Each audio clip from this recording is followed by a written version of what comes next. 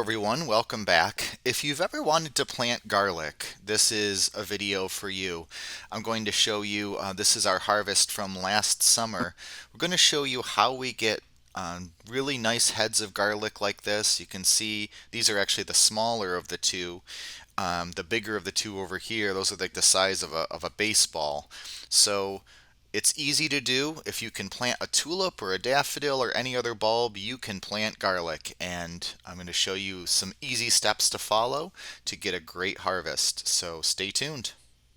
It's October 25th, 2020, and today I'm going to talk about planting garlic. This is a crop that if you haven't planted it in your garden, you really should.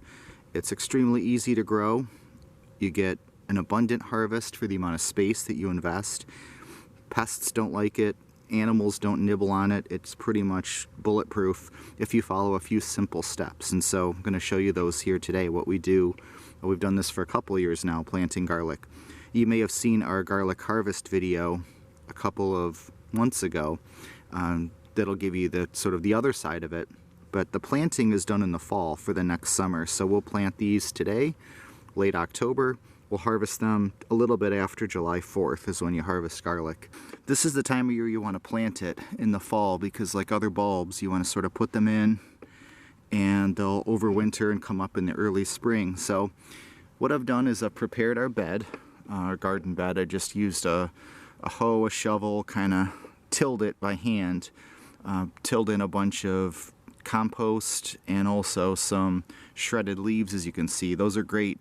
So when you rake your leaves, just run them over with the lawnmower if you have a bagging attachment especially, and you get these shredded leaves. The reason I like to shred them is then they break down a lot faster in the soil, and they're also fantastic fertilizer, and is a good way to use your leaves at the same time, kind of build your beds up. So the first step is that, preparing the bed. We've got that ready to go.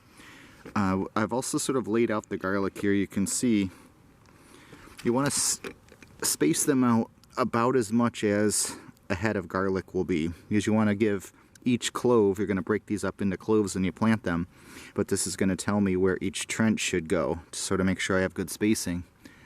But you want to leave them about 4 or 5 inches apart, basically so that each clove that you plant is going to grow one of these heads. So it's a multiplier effect. This right here might have 8 cloves, so this one head of garlic will make 8 heads of garlic next year. Okay, so the next step is we're going to dig our trench.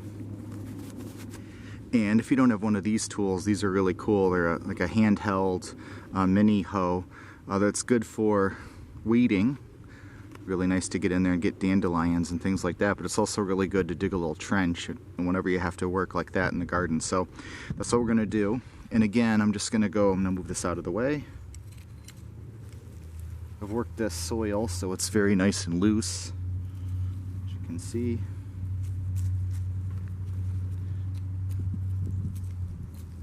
I'm just going to pull it back.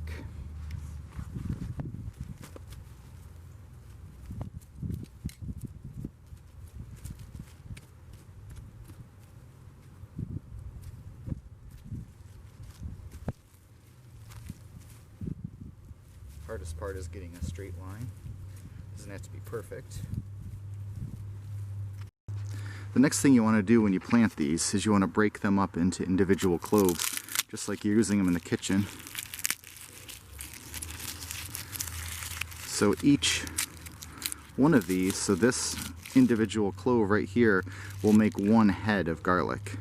So you can see the multiplier effect you have right away. There are quite a few in this big one. This is a local variety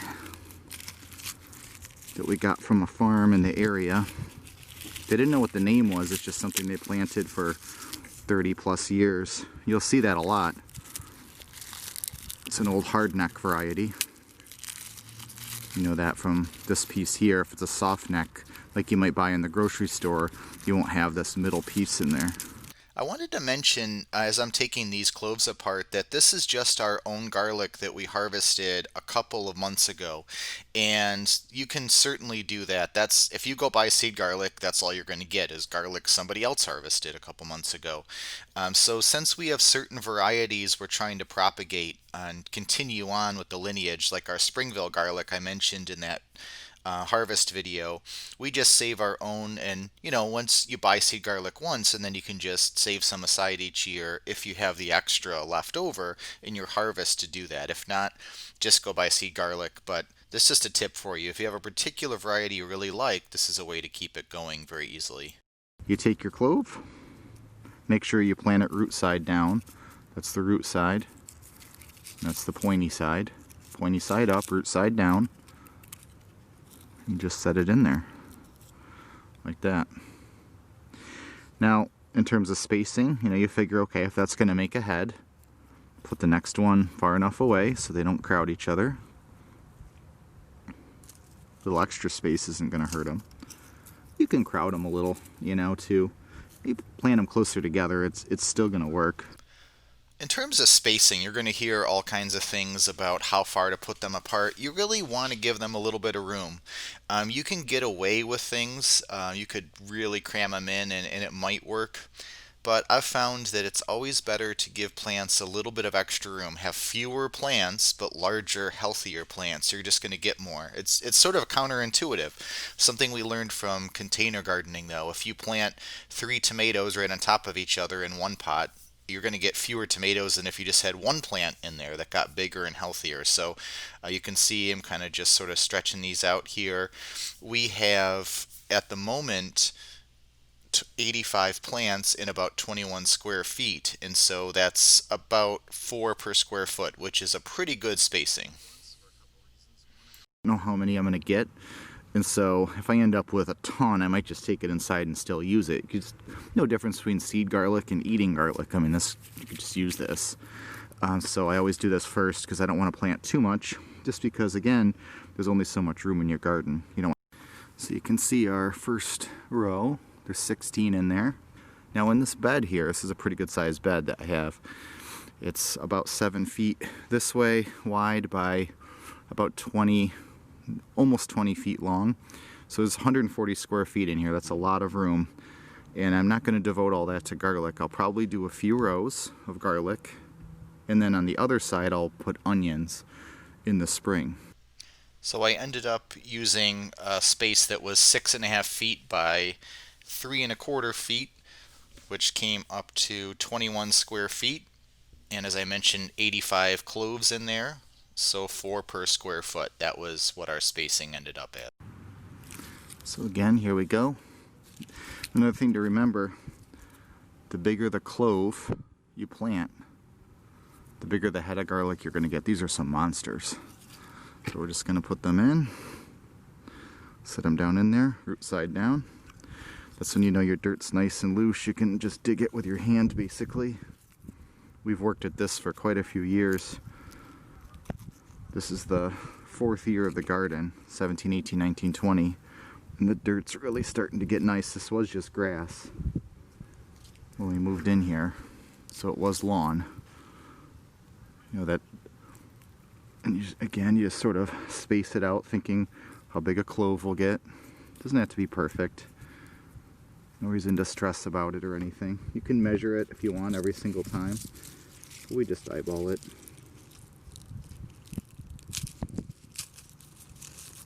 It's like planting any bulb, a tulip, daffodils.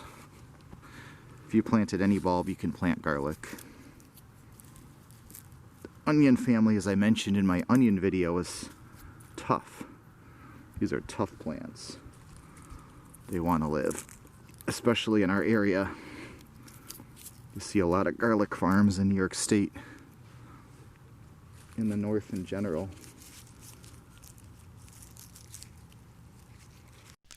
So once you've reached the end of your row, it's a good idea to just sort of even them up. So as you see, I take a clove from the one row, and that way they kind of end at the same place in exact science, and then just mark where the row ends. And that, as you'll see in another segment of the video, I lay a garden stake there so that once these are all buried with dirt, I know where the row ended, and that way I don't go over them in the spring, or I don't accidentally dig them up or something while I'm tilling and working if I'm out here in the garden in March before the garlic has had a chance to peek through. And just sort of put the dirt over.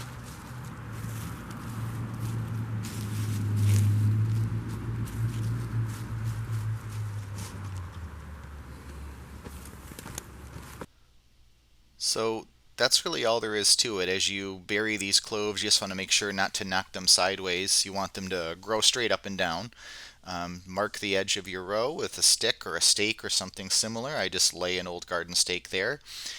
Just give them kind of a nice pat down, kind of straighten up the bed, make sure everything's buried nicely, and then you just leave them. It's about as carefree as it can be. So definitely grow garlic. It is well worth it. You'll be happy you did. It's one of the easiest things to grow. This is what the bed looks like in mid-December, just the other day. So that's it. Thank you for watching our garlic planting video. And if you enjoy our content, please subscribe.